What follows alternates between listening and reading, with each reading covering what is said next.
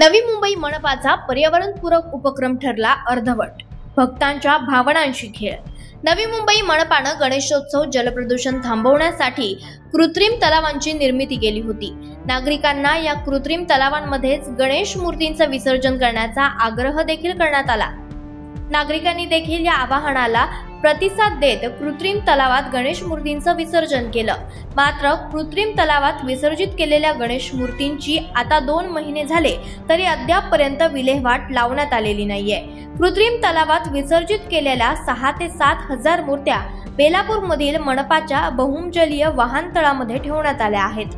गणेश मूर्तींची विल्हेवाट न लावता मूर्त्या अशाच ठेवणं ही या गणेश मूर्तींची विटंबना नाही का? हा भक्तांच्या भावनांशी खेळ नाही का? असा सवाल उपस्थित करण्यात येत असून या सर्व मूर्त्यांची तत्काळ विल्हेवाट लावण्याची मागणी समाजसेवक निलेश कचरे यांनी केली आहे।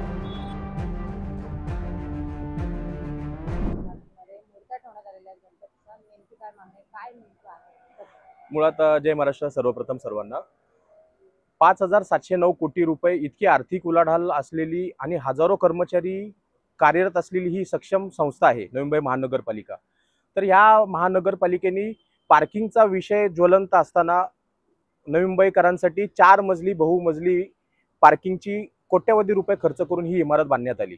पण जेव्हा इथे वाहन पार्किंग करण्यासाठी जेव्हा नागरिक येत असतात तर ह्या वाहनतळामध्ये बेसमेंटला आपण भाविकांनी विसर्जन केलेल्या सर्व गणरायांच्या मूर्ती ज्या कृत्रिम तलावामध्ये 143 कृत्रिम तलाव नवी मुंबई महानगरपालिकेने आखून दिले होते। ह्या कृत्रिम तलावात जवळपास 6 ते 7 हजार मूर्ती ज्या भाविकांनी घरगुती मूर्ती विसर्जन केलेल्या या मूर्ती ह्या महानगरपालिकेच्या पार्किंगच्या बेसमेंटमध्ये दिसून येतात। तर महानगरपालिकेने कोट्यवधी रुपये खर्च करून हे पार्किंग उभारलं कशासाठी? वाहनांचा पार्किंगचा समस्या संपवण्यासाठी की ह्या गणरायांच्या मूर्ती विसर्जन केलेल्या ठेवण्यासाठी? मुळात 9 जून 2025 रोजी मुंबई उच्च न्यायालयाने एक आदेश देण्यात आला होता सर्व स्थानिक स्वराज्य संस्थांना, सर्व महाराष्ट्र सरकारला, की विसर्जन झाल्यानंतर 3 आठवड्यामध्ये तुम्ही विसर्जित मूर्त्यांचं तुम्ही कृत्रिम तलावामधून त्या मूर्त्या 7 दिवसाच्या आत काढायच्या आणि त्याचा तुम्ही SOP तयार करायची, त्या मूर्त्यांचा पुनर्वापर किंवा त्याचे योग्य तऱ्हेने विल्हेवाट लावायची।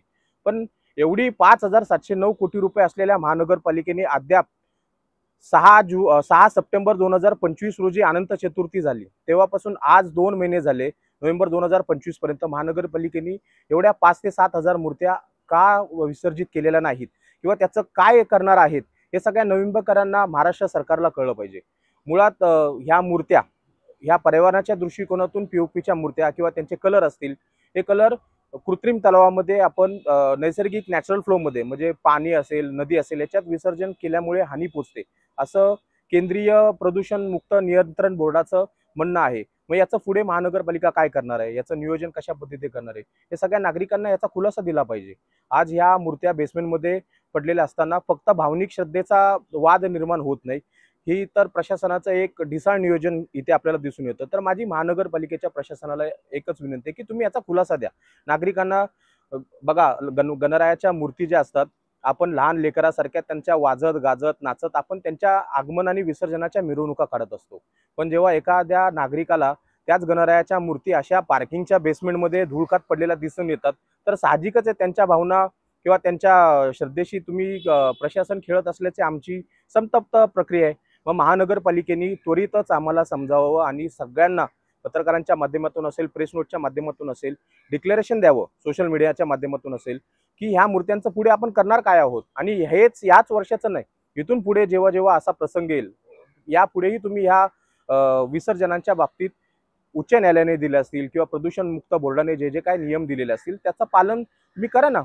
आपल्या राज्यामध्ये रात्रीच सरकार बदलतात, पण ह्या गणरायांच्या मूर्ती विसर्जनासाठी जर 2-2 आणि 3-3 महिने लागणार असतील तर मग कुठले प्रशासक आपण काय तारतम्य बाळगून आपण हे काम करत आहोत हे महानगरपालिकेच्या प्रशासनाने विचारलं पाहिजे। लोकनायक न्यूज